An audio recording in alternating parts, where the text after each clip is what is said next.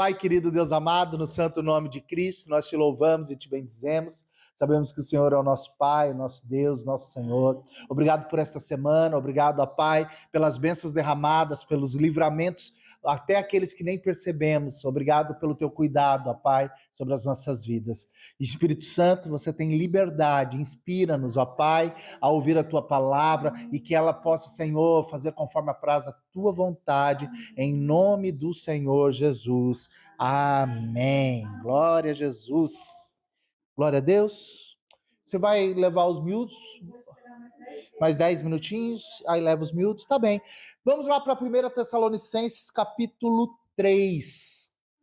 Fizemos o capítulo 2 semana passada, adentramos em conversa sobre dízimos e ofertas, começamos a explanar um pouquinho disso no domingo, e quando encerrarmos Tessalonicenses, aí vamos ter um estudo sobre dízimos e ofertas. Mas por hora, Tessalonicenses 3. Eu não vou ler o texto todo. Não, se bem que ele é curtinho, vou ler o texto sim, porque é bom para nós entendermos. 1 Tessalonicenses capítulo 3. Encontramos? Amém? Então vamos lá. Diz assim a palavra do Senhor: pelo que, não podendo suportar mais o cuidado por vós, achamos por bem ficar sozinhos em Atenas e enviamos Timóteo, nosso irmão, ministro de Deus e nosso cooperador do Evangelho de Cristo, para vos confortar e vos exortar acerca da vossa fé, para que ninguém seja abalado por estas tribulações. Vós mesmos sabeis que para isso fomos destinados. Com efeito, estando ainda convosco, predissemos que íamos ser afligidos, como sucedeu, e vós o sabeis. Portanto, não podendo eu também esperar mais, mandei-o saber da vossa fé, temendo que o tentador vos tentasse e o nosso trabalho viesse a ser inútil. Vindo, porém, agora Timóteo de vós para nós, trouxe-nos boas notícias da vossa fé e amor, contou-nos como sempre tendes boa lembrança de nós, desejando muito ver-nos como nós também a vós. Por essa razão, irmãos, ficamos consolados acerca de vós, em toda a nossa aflição e necessidade pela vossa fé. Pois agora vivemos se estáis firmes no Senhor. Que ação de graça poderemos dar a Deus por vós, por toda a alegria com que nos regozijamos por vossa causa diante do nosso Deus, orando incessantemente, noite e dia, para que possamos ver o vosso rosto e supramos o que falta na vossa fé? Ora, o mesmo nosso Deus e Pai, nosso Senhor Jesus Cristo, nos abra um caminho até vós. O Senhor vos aumente, vos faça crescer em amor uns para com os outros e para com todos, como também nós para convosco. Possa Ele vos confirmar o coração, para que sejais irrepreensíveis em santidade, diante do nosso Deus e Pai, na vinda de nosso Senhor Jesus Cristo, com todos os seus santos.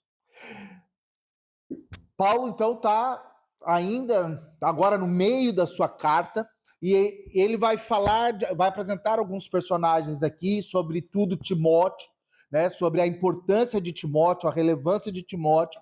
E esse trecho, esse capítulo 3 da carta de Paulo, fala muito do coração pastoral. Assim como era no capítulo 2, nós vimos esse coração pastoral de Paulo, nós vamos ver esse coração pastoral e o discipulado, a preparação de Paulo, não é? Sobre Timóteo. Então, nós vamos perceber que além de ser um bom pastor, de cuidar das suas ovelhas, ele também começa a preparar e discipular Timóteo já de forma bem prática, para que Timóteo possa dar sequência. Uma das coisas que eu acho interessante no Evangelho é que todas as vezes que eu penso como um desporto, eu sempre penso numa corrida de bastões. Sabe aquela corrida em que um passa o bastão para o outro? Alguém começou a corrida lá atrás, e essa pessoa correu e passou o bastão para o outro. E essa pessoa continua a corrida e passa para o outro, e sucessivamente. Só que aquele último que cruzar a linha de chegada com o bastão, ele sabe que não ganhou sozinho. Ele sabe que a vitória dele depende daquele que começou a corrida lá atrás, dos primeiros, daqueles que chegaram antes, daqueles que vieram antes de nós. E o evangelho é mais ou menos isso. Eu penso sempre dessa forma. Nós temos que nos alegrar com aqueles que vieram antes de nós, honrar os que vieram antes de nós. Ainda que o sprint final ali, de repente a gente olha e aquele atleta do sprint final, ele tem características mais empolgantes, né? É nele que tem a faixa da corrida, onde eles vão conseguir atravessar o pódio ali e tal, e ganhar, é ali que vai ter o grito de campeão, mas começou com o primeiro. E o primeiro se cansou, se fadigou, passou o bastão e outros foram correndo. Tal e qual é o evangelho. Por isso, fazer discípulos é uma coisa extremamente importante. Imagine que o evangelho não chegaria até nós, gentios, não fosse o processo de discipulado. Não teríamos sido alcançados pela graça. Foi necessário homens que passassem o bastão, homens que entregassem o evangelho para que outros continuassem a carreira, para que outros continuassem. É assim que é. O que me faz pensar na próxima geração. Quem vai passar o bastão para a próxima geração?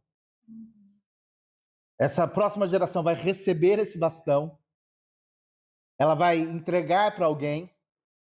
Nós vemos o declínio do evangelho na Europa, justamente porque diminuíram o número daqueles que passam bastão.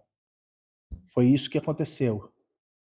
A fé foi diminuindo e isso fez com que achatasse a fé na Europa.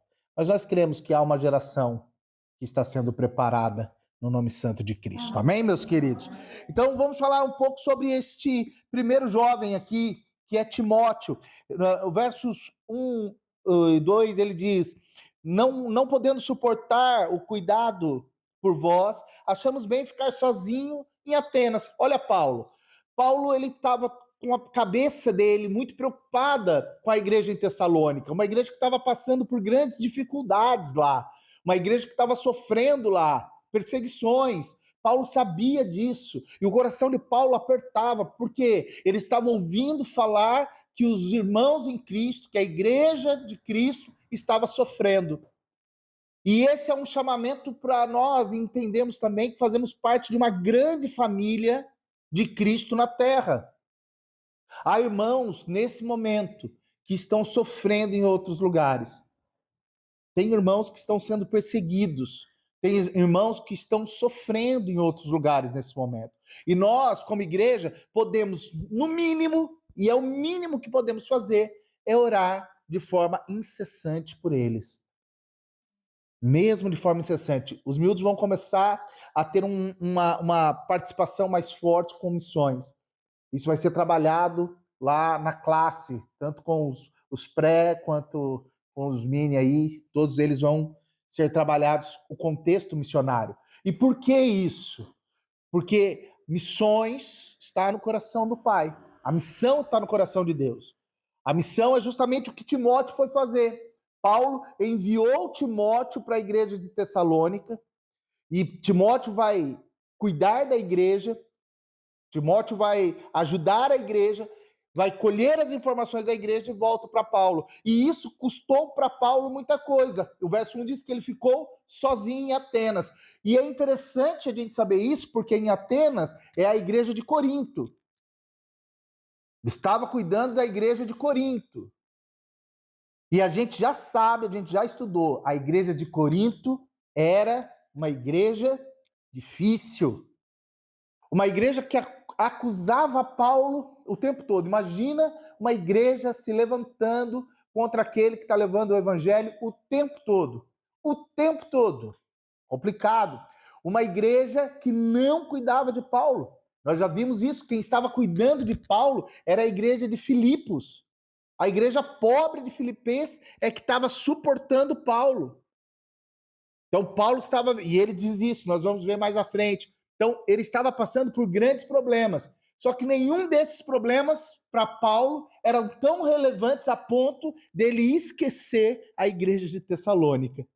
Mesmo passando por dificuldades, por problemas, ele tira o fiel escudeiro, ele tira aquele que está do lado dele, ele tira o braço direito dele e fala: vai cuidar de Tessalônica, os meus irmãos estão carenciados de alguma coisa lá.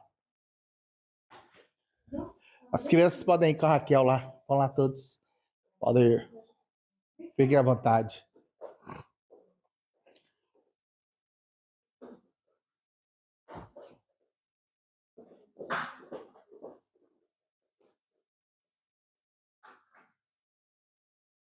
Pronto, continuamos.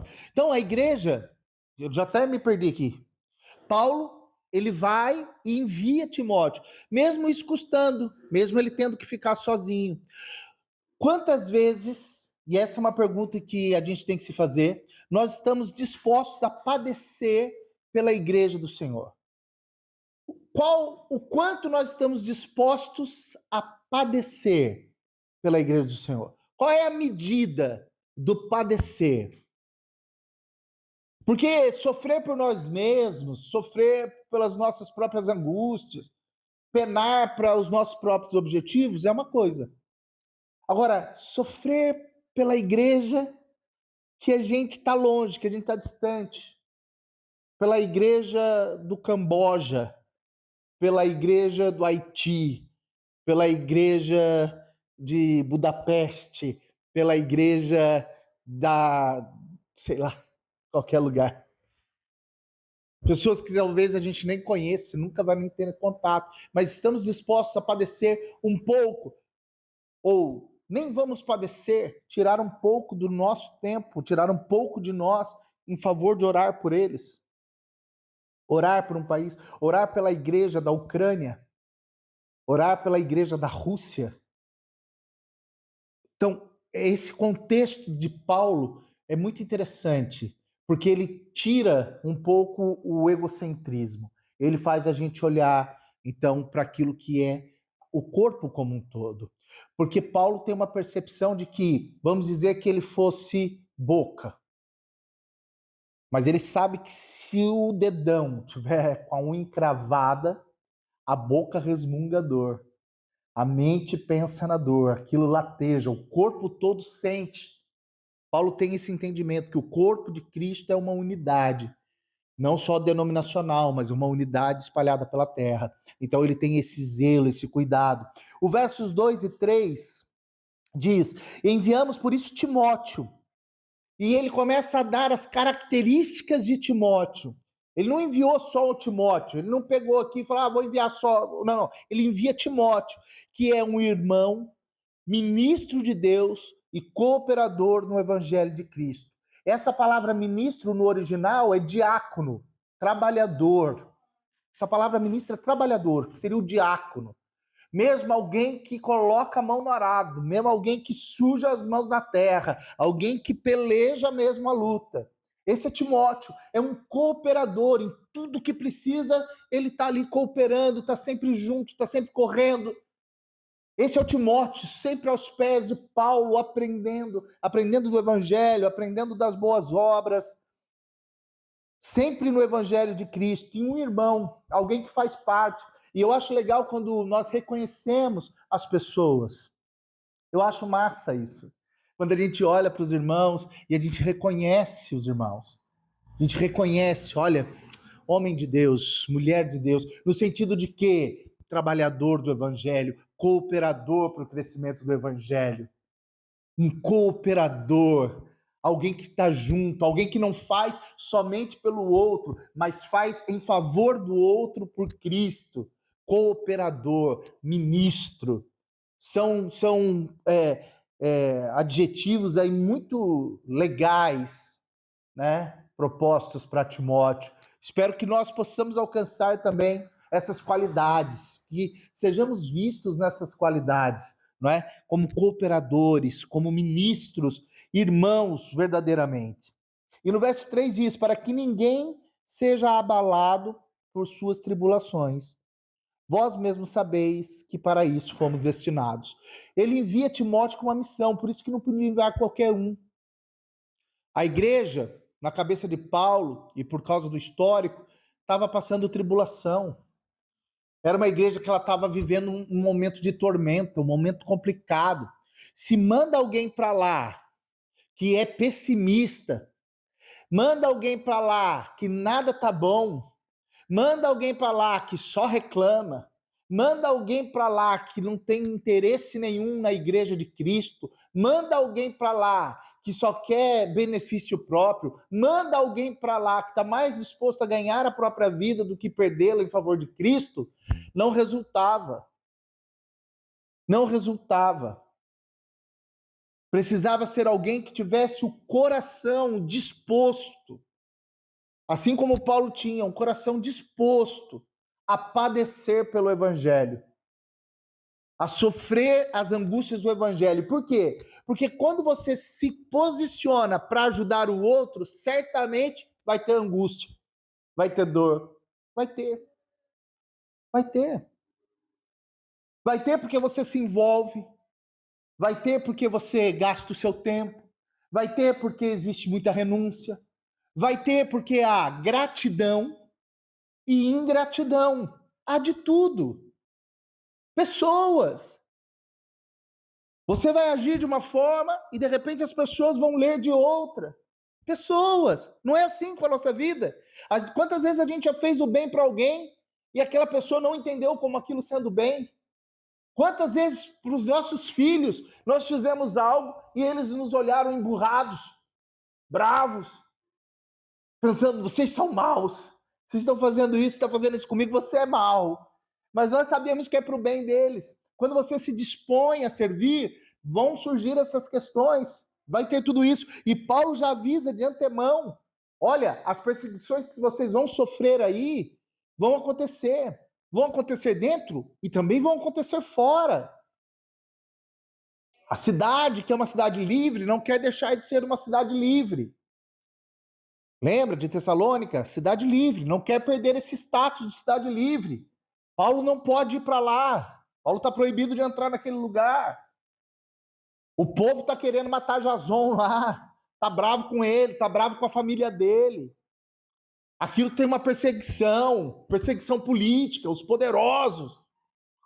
É complicado, igreja é um negócio complicado, irmãos. Igreja é um negócio assim doido. A gente tem que estar querendo muito. A gente tem que amar muito o bichinho, sabe? Querer muito. Mas é aqui que o Senhor está nos preparando, nos moldando para a eternidade. É aqui que o Senhor tem gerado vida em nós, nos auxiliado.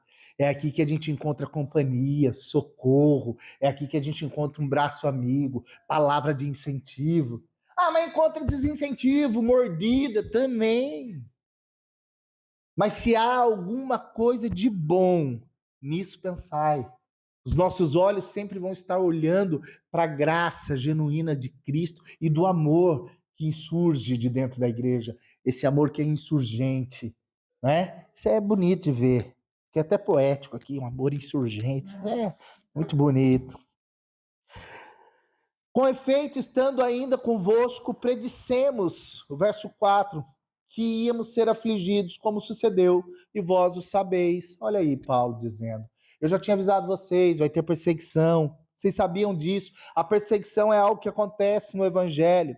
5. Portanto, não podendo eu também esperar mais, mandei-o saber da vossa fé, temendo que o tentador vos tentasse e o nosso trabalho viesse a ser inútil. Olha a preocupação de Paulo.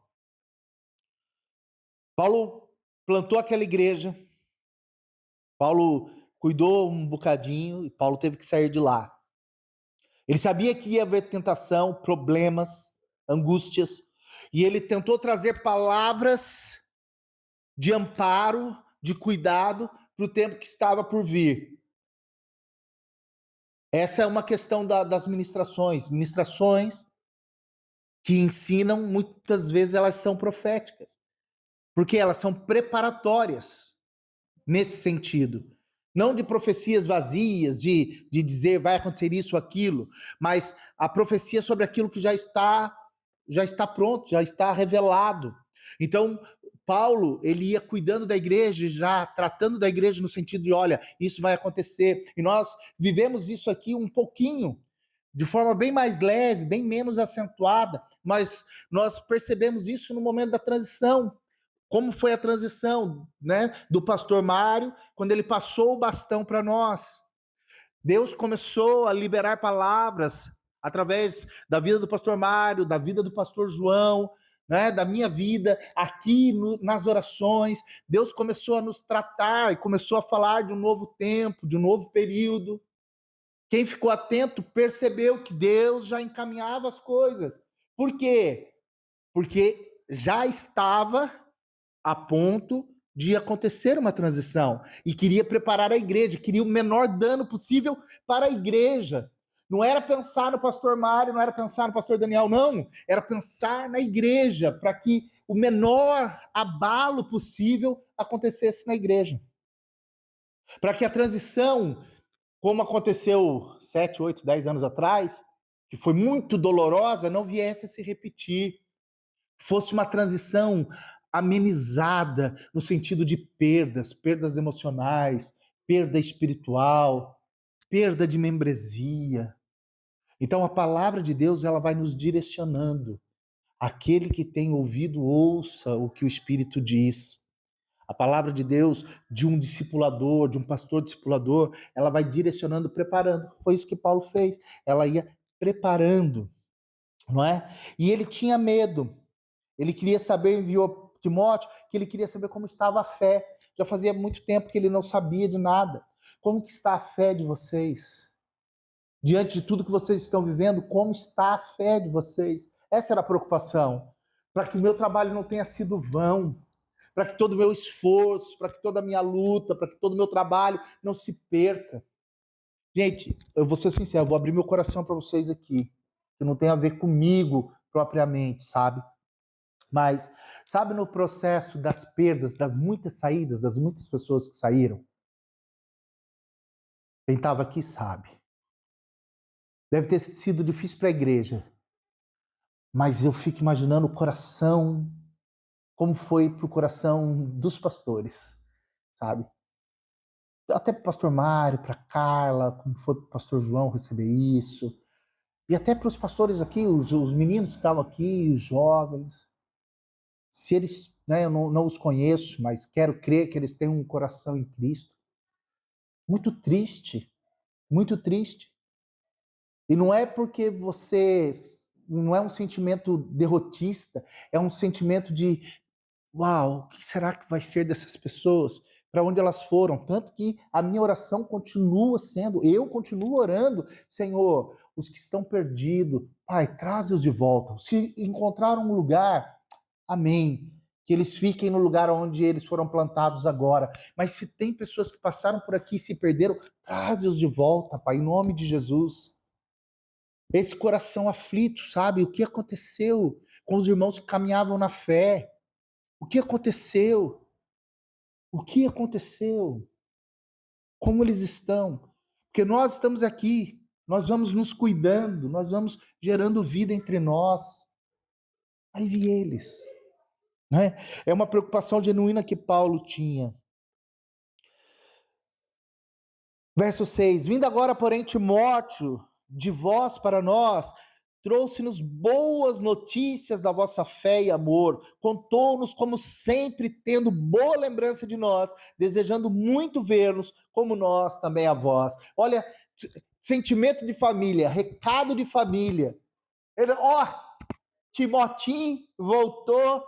Ei, Timotinho, como é que tá o povo lá? Ô, Paulo, você nem crê. O povo tá morrendo de saudade de você, homem. Doidinho, doidinho pra vir aqui, dar um abraço na você, tomar um café. Eles estão assim lá, Paulo. E eles estão, ó, com fé. Eles permaneceram. Tá tendo dificuldade, viu? Estão sendo perseguidos. Coisa não tá fácil por lá. Mas eles estão em alegria, Paulo. Eles estão em fé, Paulo.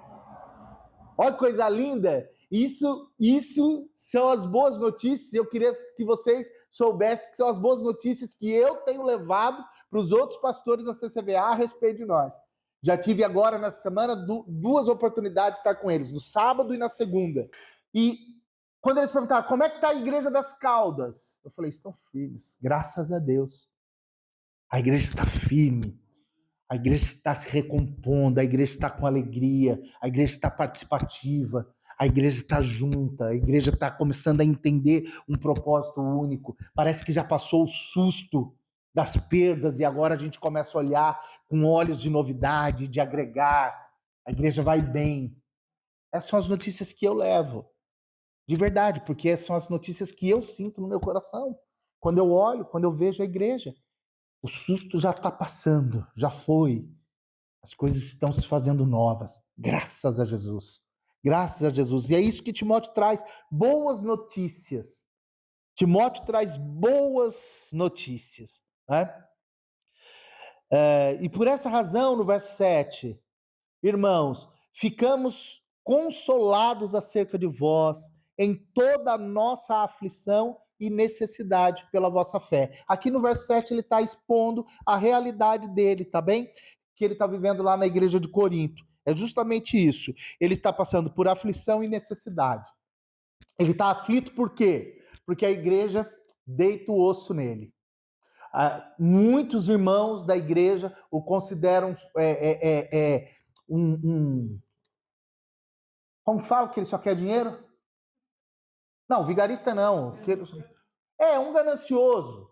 Sim, eles dizem que ele só pensa em dinheiro. Ele está plantando igreja para ter dinheiro. É isso que ele quer. Pronto.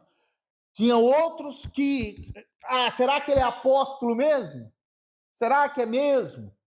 Cheio de divisão. Aí fala uma coisa aqui, outro fala lá. Ninguém agrega. Ninguém estava agregando. Ninguém trazia solução. Só problema. Era assim que Paulo estava se sentindo lá em Corinto. Só problema. Por isso que ele estava aflito. Aflição. Alguém tem uma outra versão aí no verso 7? Aflição e necessidade. Como que está aí na sua? Está igual? Aflição e necessidade. Tribulação. Tribulação. Sofrimentos. Tribulação, sofrimento, aflição. Por quê? Na alma, angústia. Gente, pesa. Imagina. Cara, você está lá na frente trabalhando e tal, padecendo, trabalhando, fazendo tenda, construindo, cuidando da igreja, e a igreja deitando o queixo no céu. Complicado. Complicado. Paulo estava aflito. E ele estava passando necessidade. Passando mesmo, necessidade. Necessidade financeira. Necessidade física.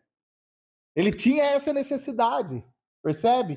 Então, Paulo estava mesmo angustiado. Mesmo assim, ele envia Timóteo. Ele prefere ficar sozinho para que Timóteo cuide da igreja, porque ele tinha convicção de quem ele era em Cristo, do propósito de Cristo sobre a vida dele e da missão que ele estava cumprindo.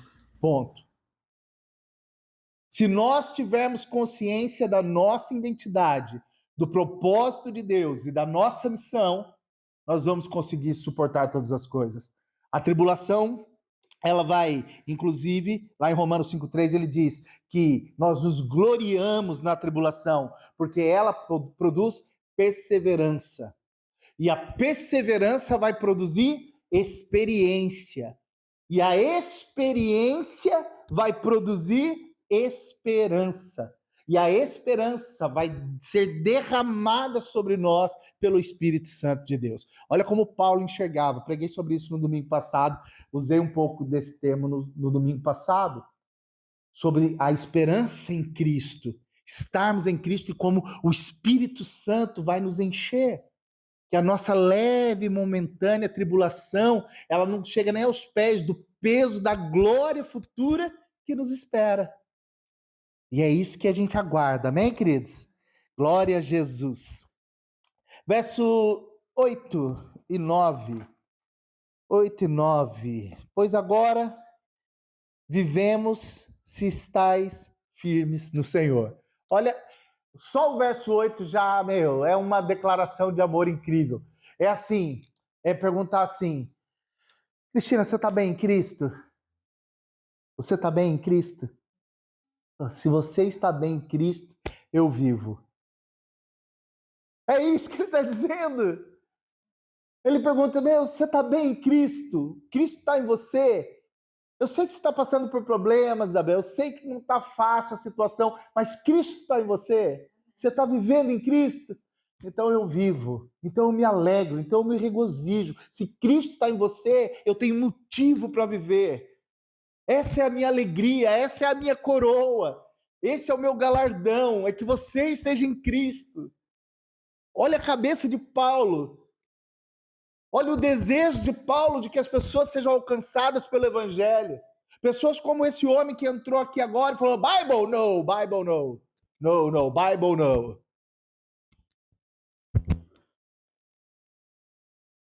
Quem sabe um dia a Bíblia o encontre, ou ele encontre, tem um encontro que o leve a conhecer as Escrituras. Mas se isso não acontecer na vida dele, ele vai ter um encontro muito mal. E Paulo sabe dessa realidade espiritual. Paulo conhece a realidade espiritual. Para Paulo, a realidade espiritual não é um conto da carochinha, não é um sentimento, não é um espasmos de sentimento. É real. O mundo espiritual é real. E Paulo sabe disso. Para ele não é uma vibração, não é um arrepio. Para ele não é um sentimento.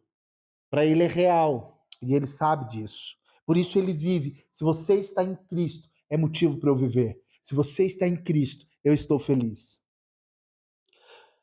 Que ação... Aí ele entra agora quase numa oração, que ele vai fazer uma pergunta, o verso 9 e 10, é um contexto de uma questão só, mas é uma oração de ação de graças. Que ação de graças podemos dar a Deus por vós? Quando ele ora pela igreja, ele ora em ação de graças. Essa é uma oração incrível que Paulo faz. Por toda a igreja, com quem nos regozijamos por vossa causa, diante do nosso Deus. Ele ora pela igreja com alegria. Motivos de oração de Paulo. Ele ora pela igreja com alegria. Que regozijo estar convosco. Que regozijo estar no meio de vós. Orando incessantemente, noite e dia. Ele não faz uma oração de 2 minutos na hora de comer e fala: Deus, abençoa a igreja das Caldas. E pronto, já se põe a comer o arroz com salsicha dele. Não, ele ora incessantemente. Ele traz cativa a memória dos Tessalonicenses. Ele traz cativa a memória dos irmãos. Ele apresenta ao Senhor aqueles que ele ama em Cristo Jesus, dos seus irmãos. Ele faz isso constantemente, em alegria. Isso significa que ele tem um relacionamento de intimidade com Deus. E ele apresenta os seus irmãos, os seus amigos a Deus, ao Pai Todo-Poderoso, sempre. Sempre é um prazer para ele se achegar na presença do Pai e dizer: os meus irmãos, Pai, os meus irmãos, dá uma ajuda lá, Pai. A minha irmã lá está passando uma necessidade, Pai. Tu pode, Senhor, ajuda a minha irmã. Vá ao encontro da necessidade dela. Pai, os nossos irmãos de tal lugar, Deus. Agora, no incêndio, tínhamos irmãos da CCVA no meio dos incêndios, tiveram que sair das casas. Tiveram que sair das suas casas, irmãos nossos em Cristo da CCVA. Tiveram que abandonar as suas casas. O fogo estava se alastrando lá para cima, tudo. Senhor, alcança os nossos irmãos lá, Pai, em nome de Jesus. Sabe, um coração compadecido. Paulo está vivendo essa experiência. E a gente não pode nem dizer aqui, nesse tempo, que Paulo não tinha mais o que fazer, por isso que ele orava. Não, ele estava trabalhando para se sustentar. Estava fazendo tendas, indo vender. Estava lá, firme e forte. Para que possamos ver o vosso rosto e supramos a fé que vos falta, ou o que falta à vossa fé. Embora Paulo estivesse orando pela igreja, ele sabia que a igreja também tinha algumas dificuldades, Porque amor não é venda. Amor não é venda. Quando nós amamos, nós reconhecemos também as dificuldades e as faltas nos outros, no outro. Também em nós, porque nos amamos e reconhecemos em nós a nossa falta, o que me falta aprender. Eu, por exemplo, fiz teologia muitos anos atrás e confesso, eu fiz pela Igreja Metodista Wesleyana e confesso, não me aprofundei, não absorvi o máximo da teologia da Metodista Wesleyana que eu poderia absorver. Sentia sempre que me faltava. E agora, com isso que o Senhor nos incumbiu de fazer, estarmos aqui, volto eu a estudar. Estou novamente estudando, me matriculei, estou fazendo teologia reformada, estou me aprofundando novamente no conhecimento, estou me alimentando ainda mais, estou buscando ainda mais. Por quê? Por amor de vós, de verdade. Por amor de vós. Para que quando eu vier aqui, eu não fique falando besteira, que eu não fique falando de mim, para que eu não fique falando suposições, achismos do evangelho, mas que eu possa expor para vocês o que é a realidade bíblica, e cada um de vocês, com a sua própria sabedoria e discernimento em Cristo, vai poder decidir de que maneira vocês querem viver. Mas a minha responsabilidade neste tempo pastoral aqui é poder expor a palavra com alegria, com temor e tremor diante de Deus, mas de acordo com aquilo que ela estabelece, não com os meus achismos. Não quero trazer aqui ensinamentos vãos, falsos. Então, cada um sabe a falta que necessita. E Paulo sabia que a igreja de Tessalônica estava com falta em duas coisas primordiais. A primeira, ela tinha uma dificuldade de entender os irmãos que morriam. Morreu, o que vai acontecer? Eles tinham dificuldade. Alguns tinham medo de que, se morressem antes de Jesus voltar, que eles não teriam salvação.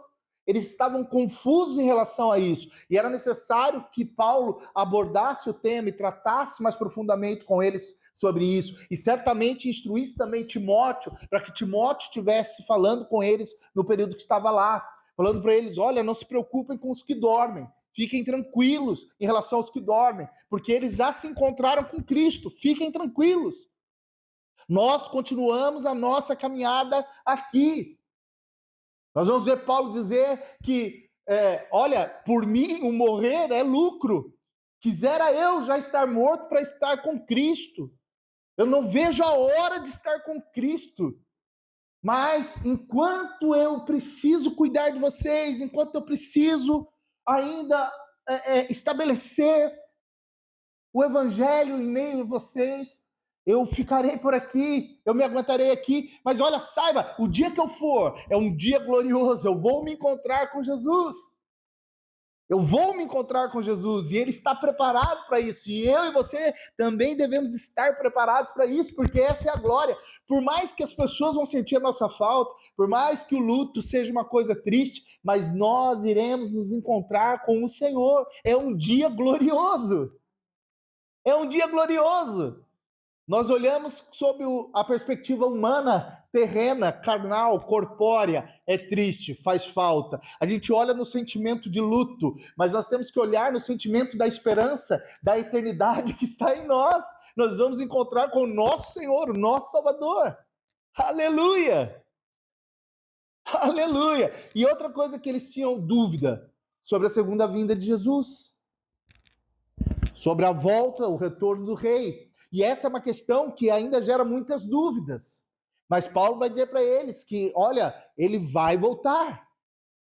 Ele vai voltar. Descansem nisso. Ele vai voltar. E nós esperamos esse dia glorioso. Só que nós não esperamos isso com o papo pro ar. Nós não esperamos isso na sombra e água fresca.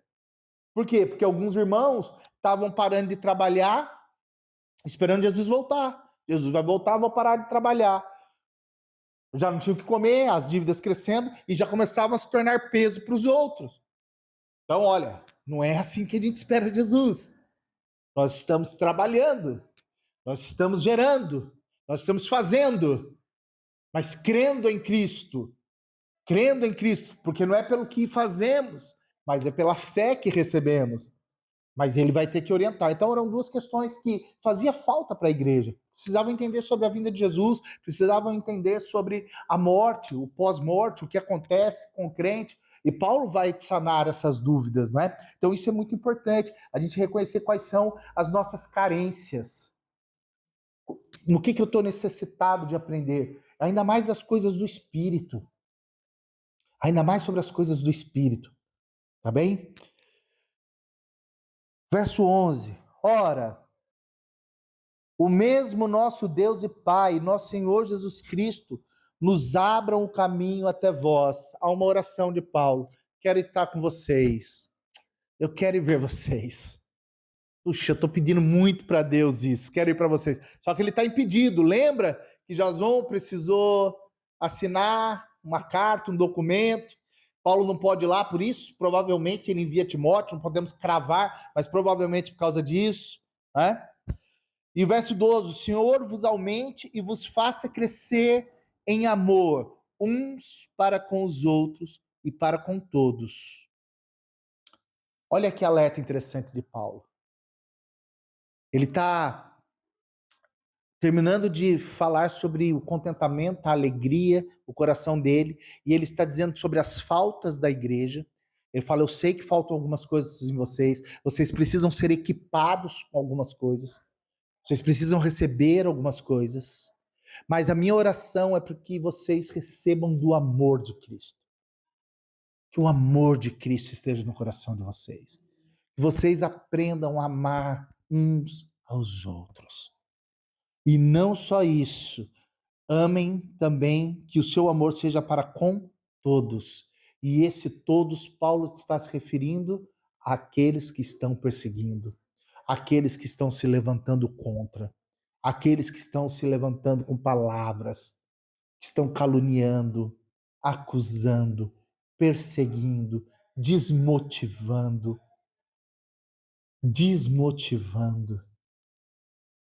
Paulo sabe o que é isso. Paulo sabe como isso é pesado. E ele está dizendo, igreja, amem-se, amem, que o amor transborde. E já sabemos, mais uma vez eu repito, não é um sentimento de amor. É uma prova de amor. O amor é provado, o amor é ação. Orem uns pelos outros, socorram uns aos outros, cuidem uns dos outros, olhem uns pelos outros, olhem uns pelos outros. E também amem os de fora, testemunhem para os de fora, não retribuam o mal para com os de fora. E é uma luta, é difícil, mas esse é o desejo do Deus Pai. E por fim o verso 13, e já estamos mesmo no fim. Possa ele vos confirmar o coração, para que sejais irrepreensíveis em santidade diante do nosso Deus e Pai, na vinda do nosso Senhor Jesus, com todos os seus santos.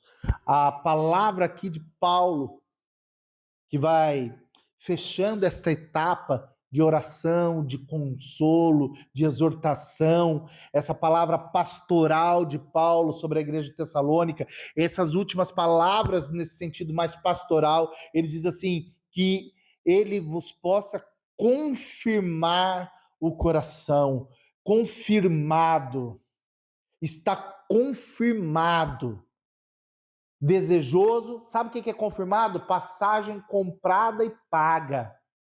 Está confirmado, vai, vem, é assim, confirmou, não é vago, que seja confirmado em nosso coração a esperança de Cristo Jesus, que seja confirmado em nosso coração, a confirmação de Cristo em nosso coração, o selo do Espírito Santo em nosso coração, esse carimbo de Deus em nós, essa confirmação de Deus em nós, ela é muito importante. Ela é muito importante, porque aquilo que está selado, aquilo que está carimbado, dificilmente se extravia. Aquilo que está selado, carimbado, é possível você reconhecer todo o trajeto. Pensa hoje, se você enviar algo pelo correio ou pela HDL, DHL, sei lá, qualquer empresa dessa de transporte, eles vão enviar um pacote e aquele pacote vai conter ali uma inscrição, um número, um código de barra. Eles vão te mandar um número e você vai conseguir acompanhar todo o trajeto, não é isso? A tecnologia não é essa? Isso dá segurança. Aquilo você sabe, não extravia. Ele vai até onde tem que ir. Se acontecer alguma coisa no meio do caminho, tu fica sabendo. Se quebrar e perder no meio do caminho, e for destruído no meio do caminho, você fica sabendo. Mas há um rastreamento. Por quê? Porque aquilo está confirmado, está selado. Que o Espírito Santo cele o nosso coração de forma a sermos rastreados por ele em toda a nossa caminhada. Para que ele possa nos observar e cuidar de todo o nosso destino. Porque é ele quem nos envia, é ele que sabe qual é o nosso destino. Olha, das Caldas da Rainha para Taubaté, no Brasil. É aquele que envia que sabe qual é o destino. E a embalagem, a carga, o pacote, ele só vai seguindo o destino. Aí, às vezes, ele vai até Lisboa, às vezes vai até o Porto, às vezes para na China, aí depois vai para a Turquia, aí vai lá em Curitiba, fica lá 30 dias em Curitiba, aí depois ele vai para São Paulo, aí de São Paulo que ele vai para Taubaté. Ele dá um trajeto enorme, mas ele chega em Taubaté. Alguns podiam falar assim, mas para ir para Taubaté era só ir reto. Pois, mas o destino era Taubaté, mas o caminho que ia se prosseguir era outro, porque tinha uma porta aberta lá, mas não deu para entrar, a outra estava ali, mas Deus fechou. Mas o Espírito Santo é que está rastreando o nosso caminho. Quando somos selados, é o Espírito Santo que está nos transportando. É Ele que está cuidando dos nossos passos. É Ele que já sabe o destino. Sejamos selados e com isso despreocupados, sabendo que o destino que Deus preparou para nós, ele já está pronto. Nós já somos salvos, lavados, remidos, eternos em Cristo, mais do que vencedores em Cristo Jesus. Esse é o destino. Essa é a convicção e a glória. Essa é a nossa certeza. Então não tenham medo. É isso que ele está dizendo, que ele possa ele vos confirmar o coração. E esse confirmar o coração, se você sabe para onde está indo, se você conhece a rota, ele vai ser irrepreensível em santidade. Eu e você seremos irrepreensíveis em santidade. O favor de Deus sobre nós requer de nós andarmos de forma irrepreensível em santidade. Essa é a ação do Espírito em nós. O Espírito Santo em nós vai nos fazer irrepreensíveis e santos, separados. Santidade é isso, separados. Essa é a marca do selo em nós. Como eu sei que eu sou selado? Porque eu ando de forma irrepreensível, eu ando em santidade, eu luto contra a minha carne, eu luto contra os meus desejos e anseios, eu estou militando contra mim mesmo, mas a marca do Espírito me ajuda a viver de forma irrepreensível e em santidade, me desviando do mal, com a ajuda do Espírito Santo. E é assim que nós caminhamos em Cristo. E é essa a oração de Paulo, e essa é a minha oração por todos nós, crendo na vinda do nosso Senhor Jesus Cristo, com todos os seus santos, na reunião da glória de Deus, no momento sublime, aonde Cristo reinará para a eternidade, e todos nós, e os que passaram o bastão antes de nós, todos os que vieram antes de nós, estaremos reunidos, celebrando com Cristo. Por isso vamos caminhar neste tempo com intensidade, de forma irrepreensível e em santidade, com a alegria do Senhor. Amém, igreja? Glória a Jesus. Alguma pergunta sobre esse texto que a gente leu? Não? Paizinho, obrigado. Ajuda-nos a viver, Senhor, de forma irrepreensível e em santidade. Que o teu Espírito nos cele, nos conduza, nos leve, Senhor, aquilo que o Senhor preparou para nós. Pai, no nome santo de Cristo, nós oramos, ó Deus, crendo que o Senhor é poderoso para fazer infinitamente mais do que pedimos ou pensamos. Pai, eu me alegro pela Igreja das Caldas, pelos meus irmãos, pelas minhas irmãs que se congregam aqui, Senhor, que se ajudam, que se amam. Obrigado, Senhor.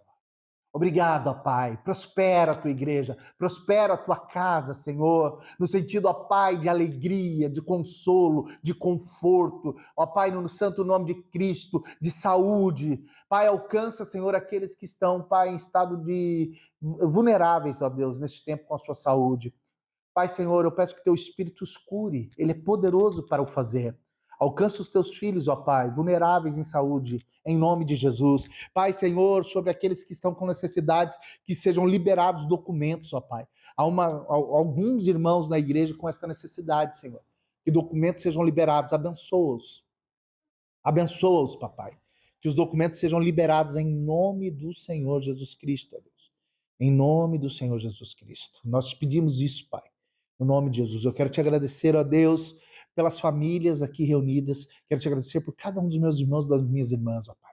Que em nossos lábios, Senhor, haja a palavra de incentivo, de conforto, de alegria, de regozijo. Possamos exortar uns aos outros em amor, para que possamos crescer em unidade. Somos gratos em Ti, papai.